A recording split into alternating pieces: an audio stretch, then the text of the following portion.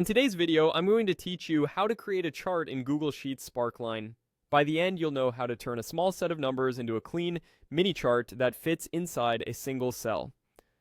Sparklines are perfect for showing trends at a glance without building a full chart, and they're great in dashboards or compact reports. First, open Google Sheets in your browser and load the spreadsheet that contains the numbers you want to visualize. If you're starting from scratch, make sure you have a short list of numeric values in a column. Sparklines work best when the data is contiguous and free of text or blank cells, so a tidy range will give you the clearest result. Next, click on the cell where you want the sparkline to appear. Pick an empty cell that sits next to or near your data so it's easy to read the values and the mini chart together.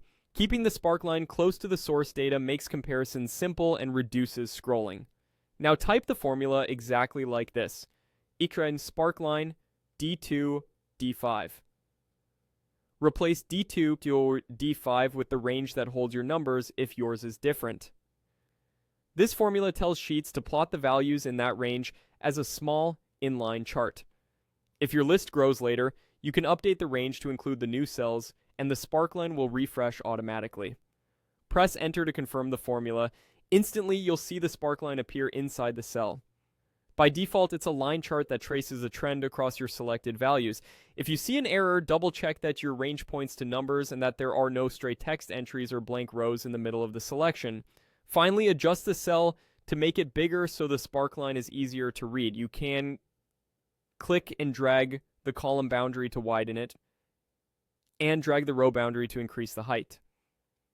As you expand the cell, the line becomes longer and taller, giving you more visual clarity. Aim for a size that balances readability with the compact look that makes sparkling so useful. That's all it takes.